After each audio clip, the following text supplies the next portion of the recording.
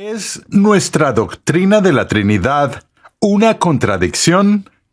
La gente continúa persistentemente haciendo la acusación de que la Trinidad es irracional. Así que hoy quiero tomar unos minutos para decir por qué es que creo que la gente comete este error al acusar al cristianismo de ser irracional o contradictorio con respecto a nuestra doctrina de la Trinidad.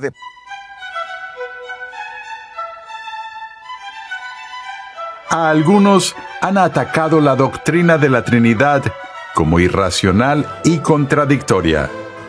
Puesto que los críticos no han entendido completamente la doctrina, la han etiquetado como inherentemente ininteligible.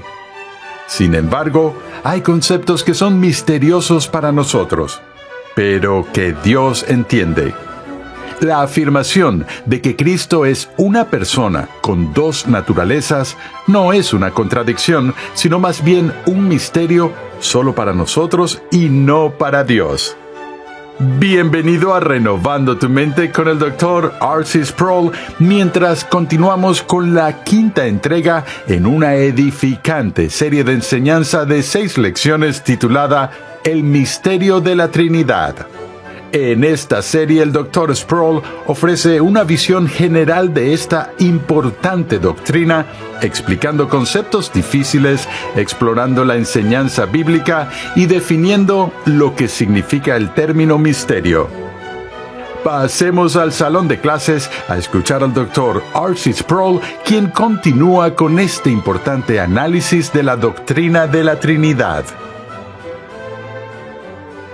Continuamos con nuestro estudio de la Trinidad. Hemos visto algo de la doctrina tal como se encuentra en las escrituras del Antiguo Testamento y en las del Nuevo Testamento. Vimos cómo la doctrina se desarrolló en términos de la historia de la Iglesia y los primeros siglos de reflexión cristiana. Pero hemos notado a lo largo del camino que la crítica constante a la Trinidad es que es irracional, que implica una contradicción. Recordarán que anteriormente respondí a eso diciendo, llamarlo una contradicción es aplicar mal la ley de la no contradicción a la fórmula, porque la fórmula de la Trinidad enseña que Dios es uno en esencia y tres en cuanto a persona. De modo que es uno en cuanto a una cosa y tres en cuanto a la otra. Es decir, es uno en A, tres en B, lo cual no viola las categorías del pensamiento racional ni la ley de no contradicción. Sin embargo, la gente continúa persistentemente haciendo la acusación de que la Trinidad es irracional. De hecho, ayer recibí una carta de alguien que hace esa acusación contra el cristianismo histórico. Así que hoy quiero tomar unos minutos para decir por qué es que creo que la gente comete este error al acusar al cristianismo de ser irracional o contradictorio con respecto a nuestra doctrina de la Trinidad.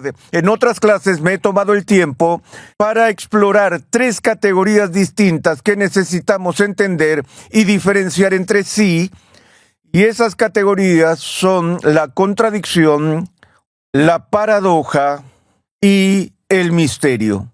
Estas 3 palabras representan 3 ideas o conceptos distintos, pero están tan estrechamente relacionados que los 3 a menudo se confunden entre sí. Una paradoja, el prefijo para significa al lado de, y la raíz proviene del griego dokein, que significa parecer, pensar o aparecer. Una paradoja es algo que suena contradictorio, tal vez la primera vez que lo escuchas, pero tras un escrutinio más profundo, la tensión se resuelve. Jesús en el Nuevo Testamento dice que para que seamos libres tenemos que convertirnos en esclavos o siervos de Cristo. Eso suena contradictorio, pero si lo examinamos más de cerca, vemos que Jesús está diciendo que para ser libre en un sentido, tienes que ser un siervo en otro sentido, y por lo tanto no hay violación aquí de las reglas de la lógica. Pero donde realmente vemos el problema y la tensión es entre el misterio y la contradicción. Y aquí está la razón. En el término misterio nos referimos a misterios como las cosas que todavía no entendemos.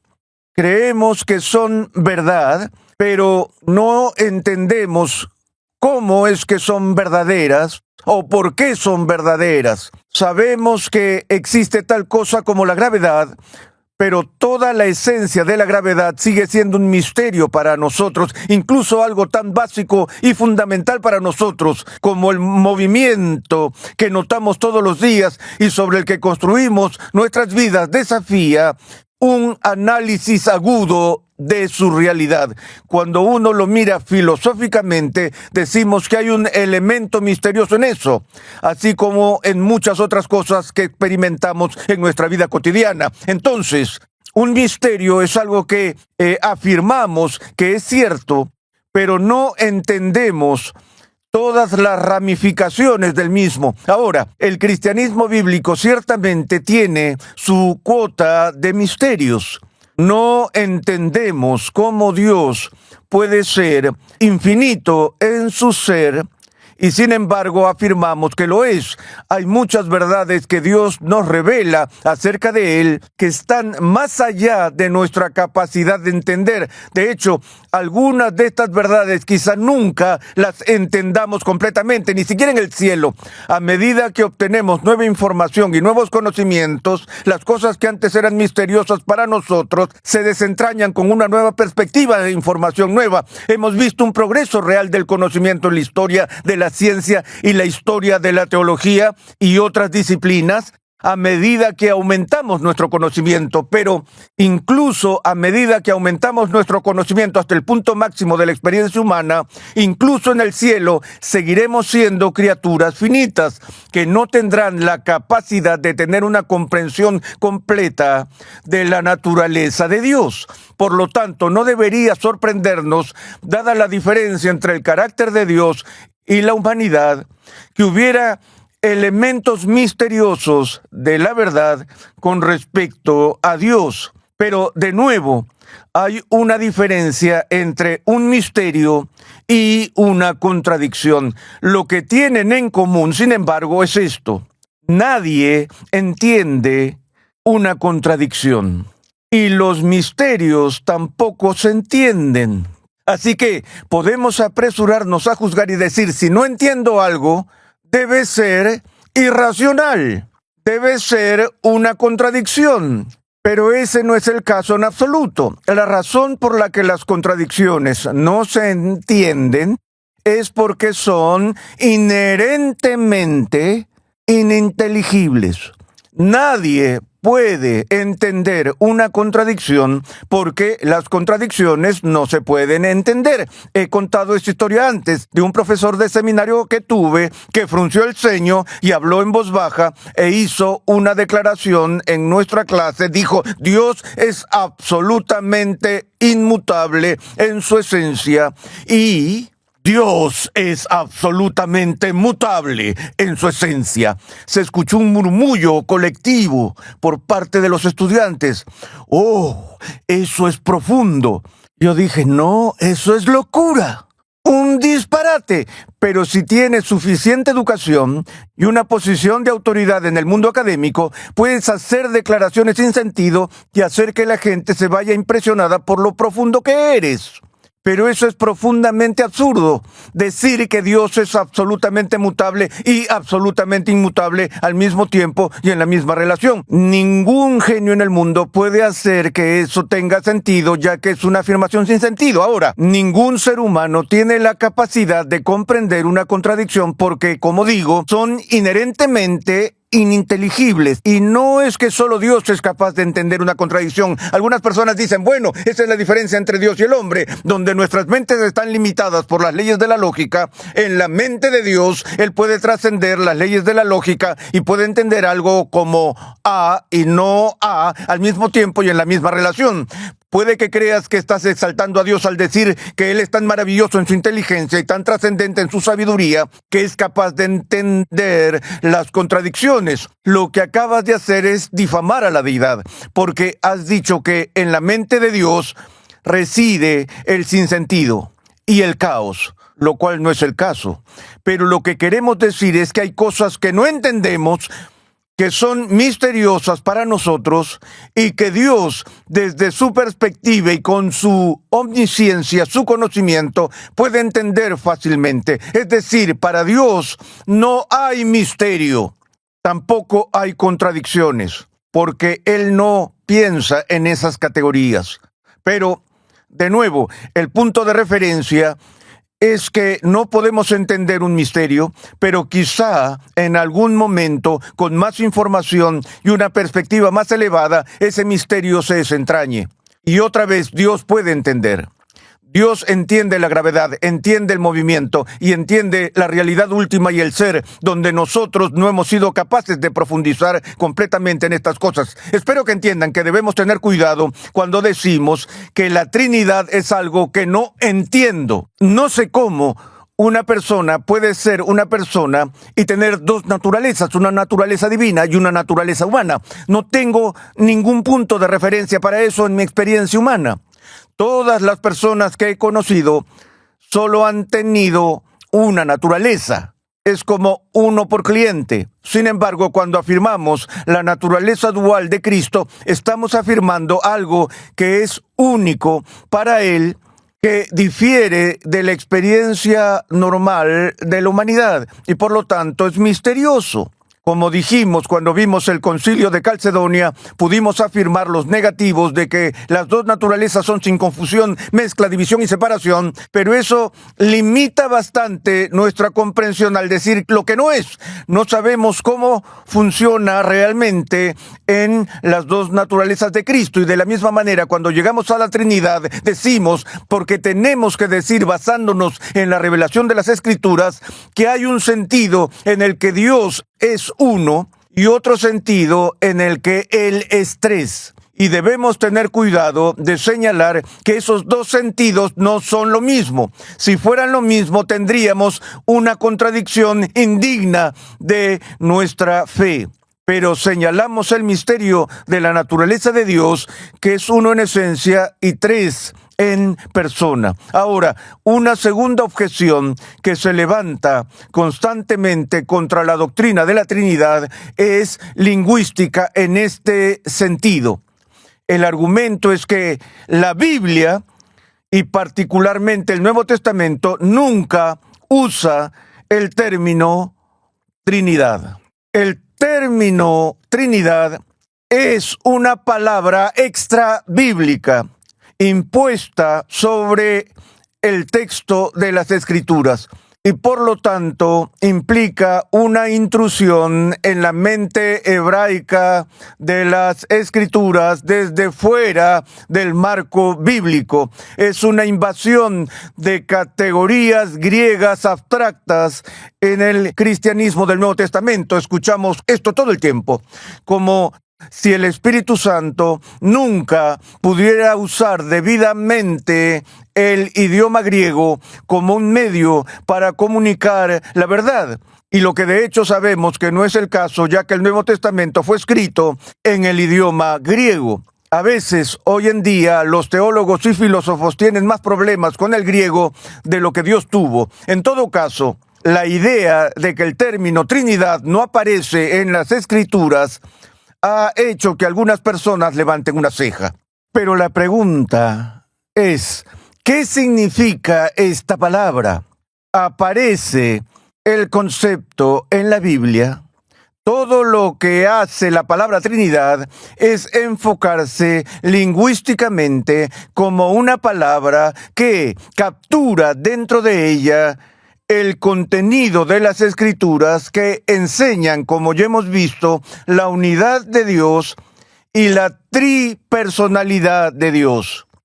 Entonces buscamos una palabra que comunique con precisión esas dos afirmaciones, unidad y tripersonalidad. Y terminamos con la idea de la triunidad, tres en unidad, y obtenemos esta palabra Trinidad.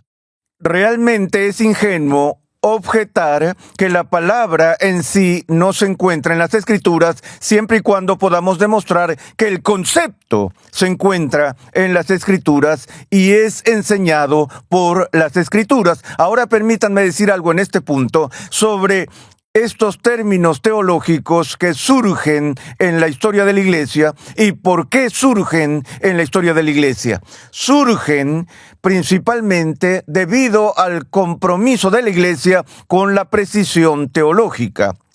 Juan Calvino hizo la observación en la institución de que palabras como Trinidad han surgido en la historia de la Iglesia debido a lo que él describió como las serpientes escurridizas que tratan de distorsionar la enseñanza de las Escrituras por medio de la herejía. Es decir, tienes a alguien, como ya hemos visto, como Arrio, que no dudó en llamar a Jesús el Hijo de Dios, que no dudó en dar devoción personal y adoración a Jesús como el Hijo de Dios, que no dudó en decir que Jesús era como Dios. Sin embargo, sostuvo que Jesús era una criatura. De modo que utilizó el lenguaje de la Iglesia como en el Concilio de Antioquía realizado el año 267, donde se introdujo el término homoiousios en oposición a homoousios. Arrio no dudó en usar el lenguaje de los concilios anteriores, pero llenó ese lenguaje con un contenido diferente, y eso es lo que hacen los herejes todo el tiempo. Y el truco favorito del hereje es lo que llamamos la ambigüedad estudiada. La ambigüedad estudiada. La ambigüedad estudiada es aquella forma de comunicación por la cual algo, una palabra, se utiliza para dejar el concepto intencionadamente ambiguo. En el siglo XVI, la mayor controversia teológica en la historia de la Iglesia estalló en la época de la Reforma sobre la doctrina de la justificación. Y el tema básico era: ¿cuál es el fundamento de nuestra justificación? ¿Está nuestra justificación basada en una justicia que es inherente a nosotros, o se basa en una justicia que se logra aparte de nosotros, fuera de nosotros, extra nos? Es decir, ¿es nuestra justicia desde adentro o es de Cristo en términos de su acto perfecto de justicia, donde su justicia nos es imputada o puesta en nuestra cuenta? Toda la polémica se redujo a una palabra: imputación, donde los reformadores estaban diciendo que la única manera en que cualquier persona puede ser justificada es que la justicia de Jesucristo sea transferida a su cuenta. Ahora, en un esfuerzo por resolver la disputa, muchas personas dijeron: tratemos de ponerlo de esta manera, que somos justificados por Cristo. Ambos estamos de acuerdo en que somos justificados por Cristo. Así que tomémonos de la mano, cantemos himnos, oremos juntos y permanezcamos juntos, simplemente teniendo una fórmula común de que somos justificados por Cristo. Eso es lo suficientemente ambiguo como para que las personas que creen que eres justificado por la infusión de la justicia de Jesús con la que cooperas para llegar a ser inherentemente justos puedan aferrarse a eso, y tú que crees que eres justificado por Cristo en virtud de la imputación de su justicia, donde estos dos puntos de vista de la justificación están tan lejos el uno del otro como el oriente del oeste. Podemos evitar la controversia, podemos evitar la disputa, podemos mantener la unidad cristiana usando una fórmula que es intencionalmente ambigua, que tú puedes interpretar a tu manera y él puede interpretarla a su manera. Eso es lo que sucede con la ambigüedad estudiada. E históricamente, de nuevo, Calvino tenía razón al decir que la ambigüedad estudiada es el escondite para el hereje. La razón por la que la Iglesia insistió en este término históricamente fue de nuevo para tapar las bocas de los herejes, para detener a los monofisitas, me refiero a los modalistas, para detener a los monarquianistas dinámicos, para detener a los que enseñaban el triteísmo, es decir, que hay tres dioses.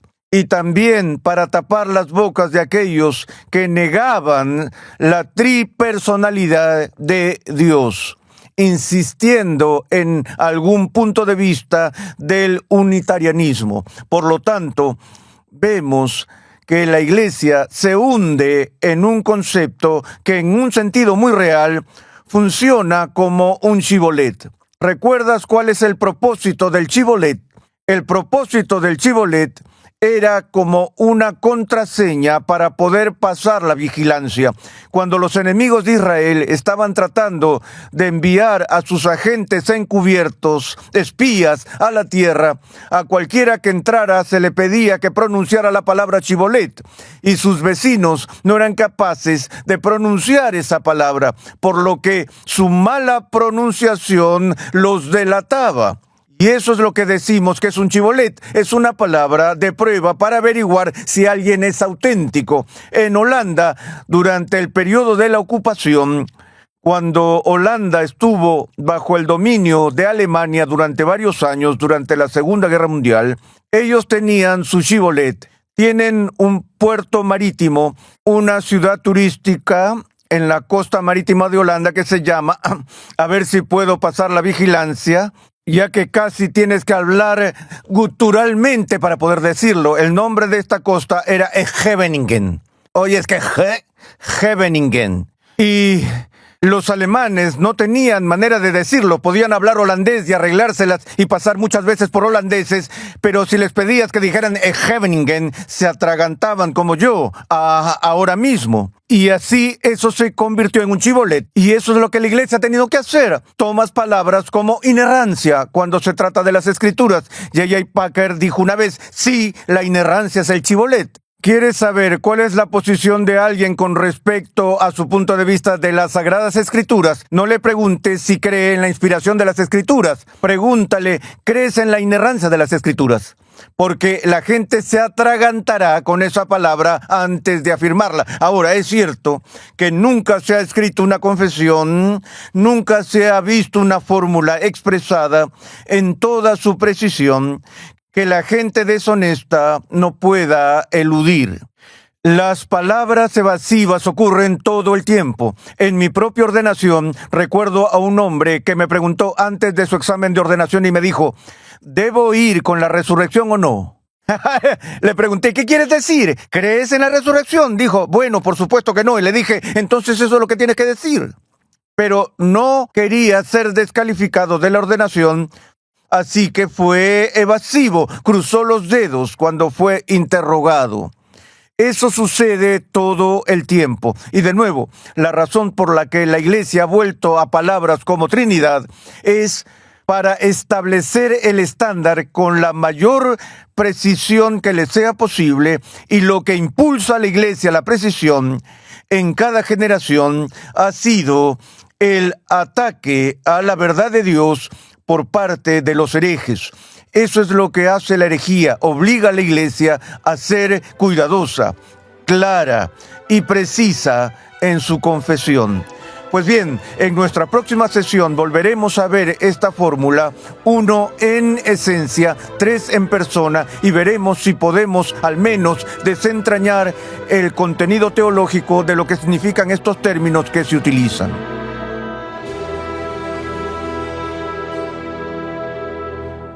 Emplear la palabra Trinidad para describir la unidad y las tres personas de Dios es el mejor esfuerzo de la Iglesia hacia la precisión teológica. Estás en sintonía de Renovando tu Mente con el Dr. R.C. Sproul.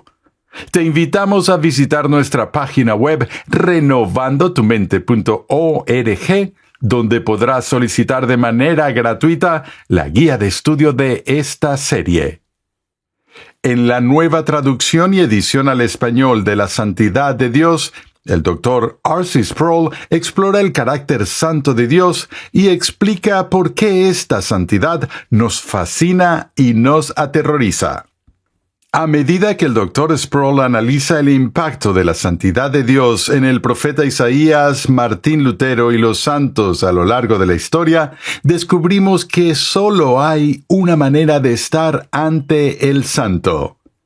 Este clásico y célebre libro ha ayudado a miles de cristianos a comprender mejor quién es Dios, quiénes son ellos y qué significa estar revestidos de la justicia de Cristo. Para más información, visita la página web lasantidaddedios.com hoy mismo. La doctrina de la Trinidad es una de las más desconcertantes y a la vez más importantes de la teología cristiana.